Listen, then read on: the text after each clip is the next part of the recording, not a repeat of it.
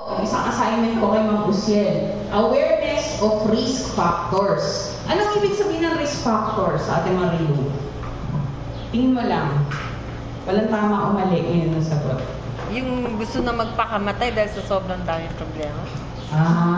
Hindi pa yan, ma'am. Hindi pa.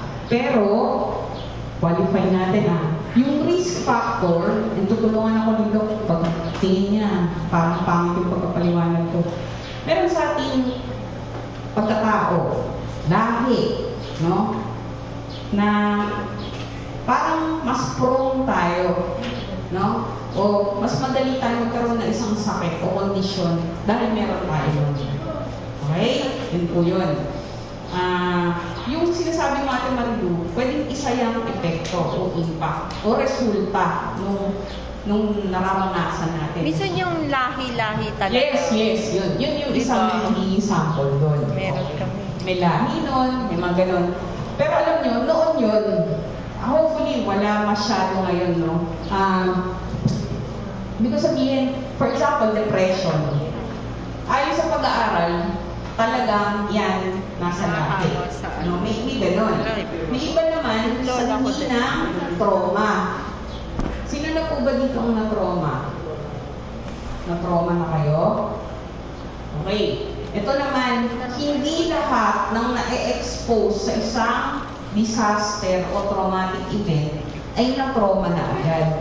Malinaw po sa atin yan, ha? Lilinawin lang natin, ha? Kasi minsan, lalo na po sa mass media, sa broadcast, sa TV, sa radyo, madali sila magsabing na trauma kasi yan. No? Halimbawa ako, naligaw ako kanina sa tricycle. Na-trauma na ba ako nun? Hindi ako papayag na na-trauma. Okay? Pero may iba kasi, masyado rin mababa yung kanilang coping traumatic sa kanila yun. Okay? Meron kami dating OJT, Doc. Siyempre, part na OJT, Doc, pinagpapile mo yung mga records. Aba, pagkatapos ng araw, naiyak na dun sa loob ng records. So, mamamatay na raw siya. Ano ba? Mamamatay na daw siya. Ang dami daw papel. Okay. Anak, papel pa lang yan. Hindi mo pa nakadeal yung mga tao dito. Diba? Kasi it's about personalities, no? Minsan, meron sa atin, iba-iba kasi po tayo. Minsan, si Kuya Rainier, cool lang. Pero, ang tindi na ng pinagdaanan niya. Kasi ito naman, parang natapilok lang. Kala mo, namatay na. Diba?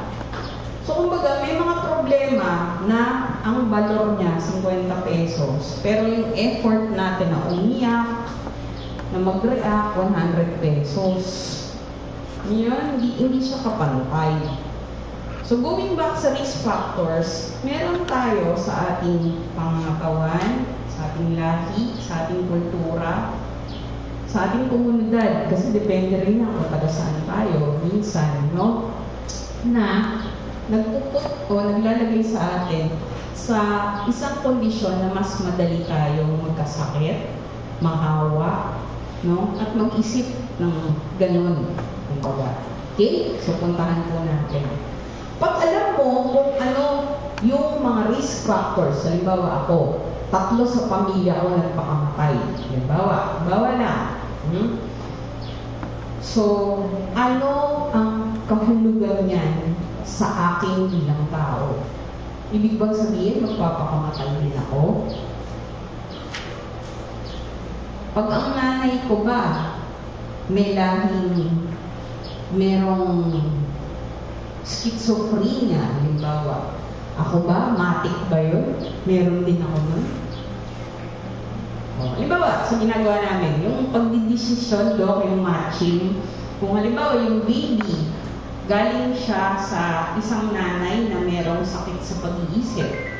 Yung mga aampon, dapat ba namin ipaalam yun? At pag pinaalam namin, paano ba ang kanilang pagtanggap? Diba? Okay? So, mahalaga yun na alam natin. Okay? So, sige po. Next slide.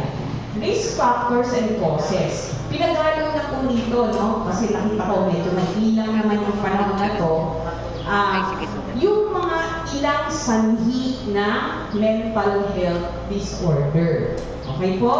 Iba yung mental health lang, kalusugang pangkaisipan, at mga sakit sa pag-iisip. Iba po yun na. Okay.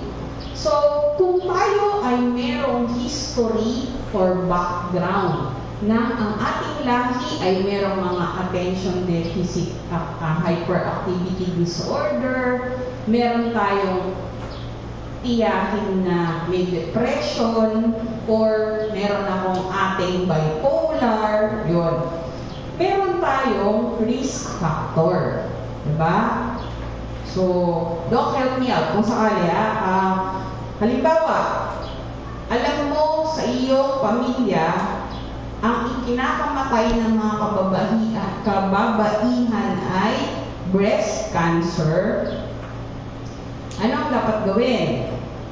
Mas makakabuti kung magpapatest ka na, kasi meron ding mga indicator na ikaw ay prone towards breast cancer. Get po tayo? Oh. Halimbawa, yung paborito ninyong artista, si Angelina Jolie. Kilala niyo po yun? Opo. Pakilala po si Angelina Jolie, yung isang Amerikanang actress, si Lara Croft, no? Ang nanay po niya namatay sa breast cancer.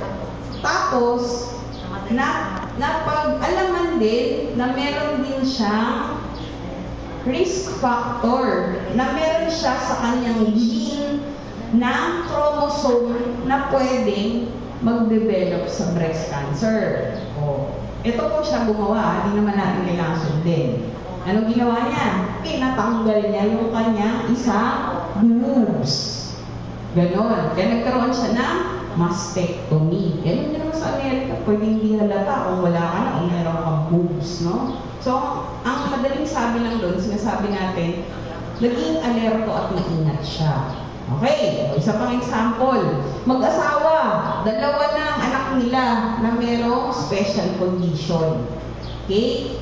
Yung, actually, kasama ko po ito sa office at malaya naman po ako dahil sinabi niya na pwedeng i-share, no? Dalawa na po ang anak niyang may autismo, no?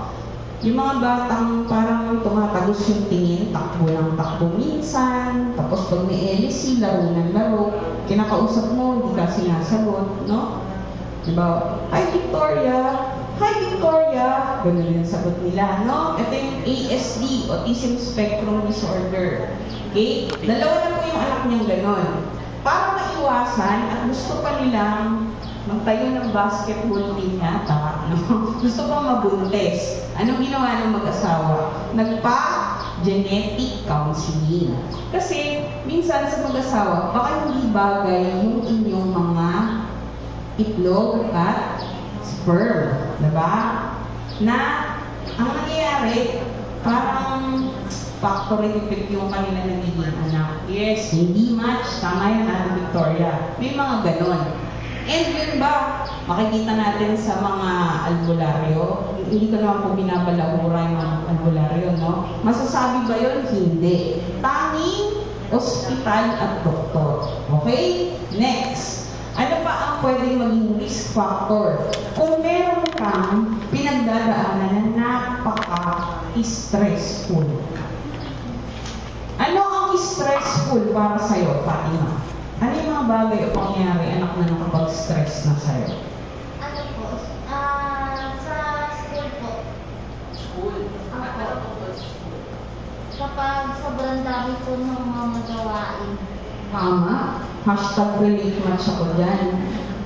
Sabado linggo, may assignment pa. Iba pa yung assignment ng nanay ko. Diba?